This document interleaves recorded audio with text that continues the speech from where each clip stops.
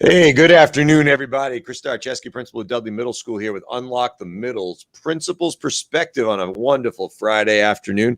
Got my friend and colleague, co-host of Unlock the Middle, Dean Packard from Charlton Middle School, here with us today. What's going on, Dean? Hey, Chris, happy Friday to you. And I was thinking of the best emoji that I could send out that would represent, thank God it's Friday, but more importantly, that we climbed 3 more mountains in preparation for what's coming down the road for all of us. And I think any principal sitting in our seats would concur wholeheartedly that each week is a milestone, and each week we try to keep getting better and better. So to tell you what, to wrap it up, I'm outstanding, looking ready to finish the week strong, and definitely looking forward to a weekend of shutdown and relaxation to gear up for next week. That is absolutely essential for our mental well-being and our physical mental well-being. We keep climbing these mountains, and every time I get to the top, Dean, I see another peak. I'm looking for a valley. I'm looking for plateaus at some point. I'm looking for nice, lush forest. Something that we can just kind of hang out in for a little while and enjoy. But we'll keep climbing as we need to. Somewhere in the future, we're going to find that. But until then, we're going to continue to build, continue to dig, and continue to support, which is what we do every single day anyway. And, thinking about this past week, Chris, it's been an amazing week for Unlock the Middle and what we're trying to do and what we're trying to accomplish. We had 2 amazing middle marvels that we had on, starting off with Janice Alvarez out of Jersey City, New Jersey, and Greg Desto last night. They put things in perspective, what we do and why we do it. And there are so many amazing educators out there. God, I wish we could bring more to the table. But you know what? We got a nice blend here. We take topics on Sunday nights and then bring in great educators. This is what it's all about. And if one person can learn and you can build your professional learning network, it's a win-win for everybody that tunes in. Building that PLN is really key. And as I think about it, you just said, we wish we get more involvement with our middle marvel segment, recognizing middle level educators from around the country. People, we're looking for 50 states to be represented. We got New Jersey covered. Obviously, we got Massachusetts covered. But now what we want to do, we want to get out west, maybe the Southwest. What about that entire corner of the nation, Dean? We know anybody out there in Arizona, Texas, the Southwest, Nevada, Colorado, California? We've got a lot of educators out there who must be rock stars. Let's go ahead and get to our Twitter page, folks. Go ahead and nominate a colleague. Nominate yourself.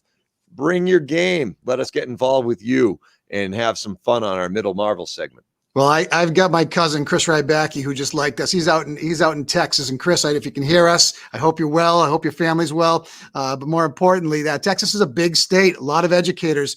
And in my PLN, I've got quite a few that I stay in contact with from the Lone Star State down there. And, I would love to venture off and just talk to some educators from that section of the country. There's no doubt about it. Middle Marvels was really fun, Dean. Janice Alvarez taught us an awful lot. She's extremely well respected. Greg Desto, he influenced us. He worked with us. And, he's an amazing middle level leader. So this isn't just about classroom teachers. This could be about anybody who works at the middle level. Faculty, staff, administrators.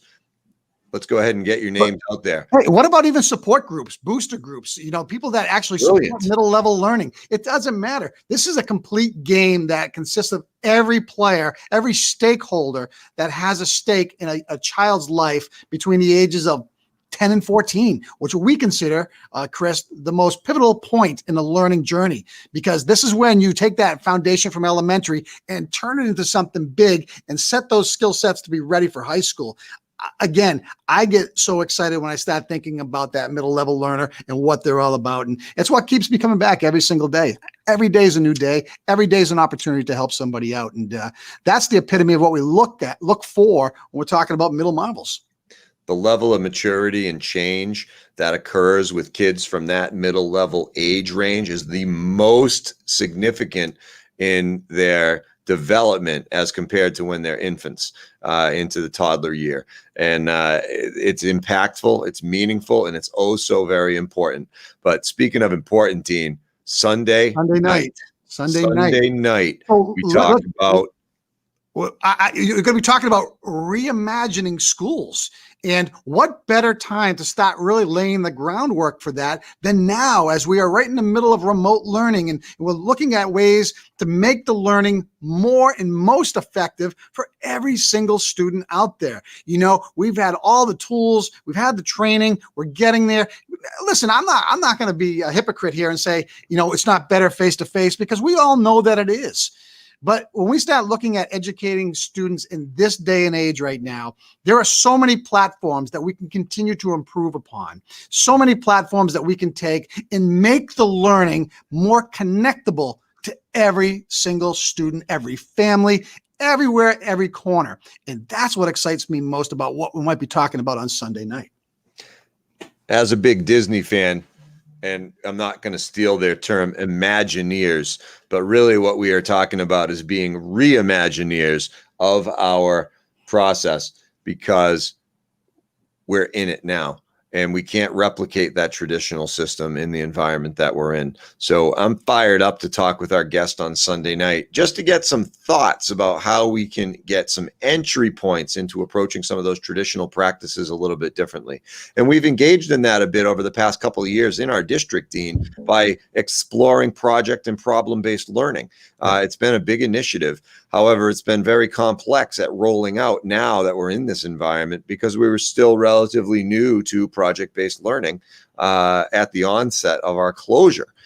So to get moving and to get some good anchor points and conversation starters, Sunday night going to be key. Well, Greg Goings, you know, if you know a little bit about him and do a little research, I mean, he's had a podcast now for a couple of years. He's writing a book. He's done his research. And anybody who sits in the chair of being a superintendent or running an entire district and has that pedigree and background, they're always interesting to listen to, because they've walked the walk and talking the talk, and you know, in his idea of change is important. Don't ever get me wrong. We have amazing educators that work so hard at delivering the product that they do today. Absolutely. And getting the mindset to start thinking differently is hard, because you got to let go of what you already know. And then you got to believe in what you're going to be attempting to try, because that's going to be considered the new pathway. So again, Chris, you're like me. I mean, I tell my staff all the time, let it go, do your best, try something new, try something that's going to help the engagement and the learning and the overall learning. What's going to fire up kids to want to be in the classroom? This is an opportunistic time as far as I'm concerned. And don't forget the most important part of that, Dean, permission to fail. Yeah. It's okay. Yeah. We are all going to fall flat at some point, but what we have to do is get right back up. And as Greg said in the middle Marvel segment, every day we've got to answer the bell. And whether we failed the day before or not, doesn't matter. We got to get up. We got to answer that bell. And if we did try something new and we failed, well, guess what? We got to rethink. We got to reimagine. We got to re-implement. And then we got to do it again with the new set of kids. And we got to keep getting up every single day with that same idea, that same belief system, because we can make change. Our teachers can make change, and our kids can be better because of that. And our educators need to hear this right now from both you and I. You are absolutely top of the top, fantastic, phenomenal teachers. You've got to give yourself permission to pull back a little bit. Got to give yourself permission to think about taking care of yourself in here, up here, because everything that happens in your classroom, whether it's remote or face-to-face, is going to be a positive impact on the kids, because the kids are what you do.